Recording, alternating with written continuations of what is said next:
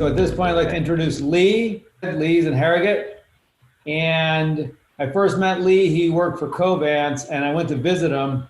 He was doing just some amazing stuff with his team. He's now moved to a different company. So without further ado, Lee, over to you. So a little bit about me, I guess, pharmaceutical research and development for the last 30 years, and the last 20 years of that in leadership. Really wanted to get the most out of people, and that was my really core piece about why I do what I do. So back, it was 2012, picked up, turned the ship around, and that was it, hooked over Christmas.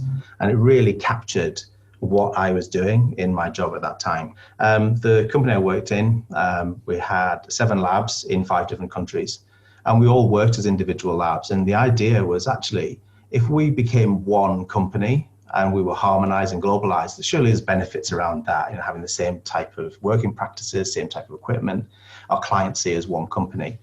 But we weren't ready to make that move, so we thought we'd have an experiment. So we looked at one particular department, so let's give this a go. Let's see if we can make this a global department. That's where I came in. I head up the experiment and see if we can really see the benefits of becoming globalized. And we wanted to make it something more than just someone in charge of multiple sites. We wanted to make it feel like one organization. And it was a department which I had no knowledge in. So you can now start seeing where the story goes, similarities with David's book. So we started with 2 labs, 60 people, around about 5 million revenue. My aims really were to go in there, harmonize the processes, look at increasing the revenue.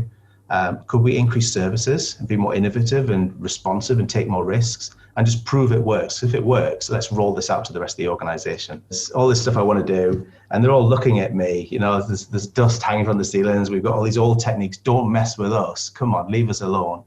And it was just really difficult. And there was one incident that came out which just made me think, right, we're not going to do this slowly now. You're going to accept the whirlwind. We have to do something different here. And in our world, it's very regulated.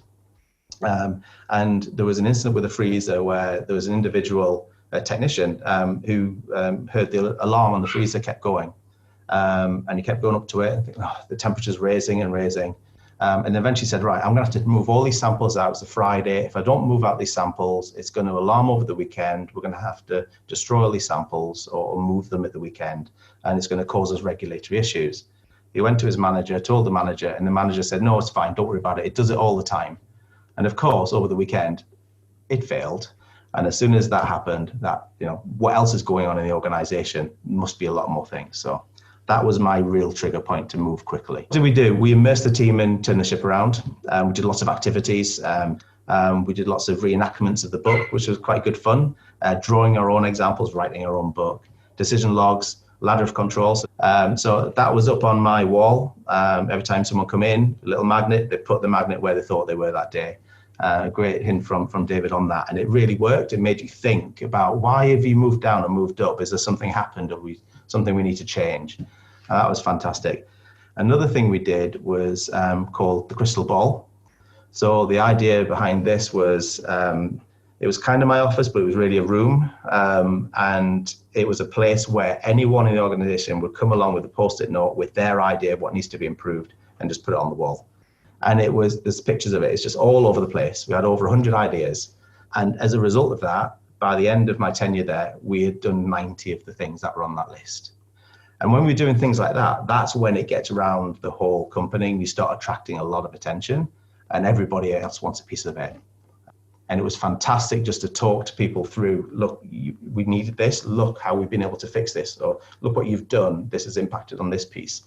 And it was really helping with the engagement that they could do things. At the beginning, they thought, wow, there's no way I can improve this, no way I can get a new lab, but they get a new lab because they made it happen. The pride you get when you've actually achieved something, it's not just the results here, it's actually seeing the impact on people.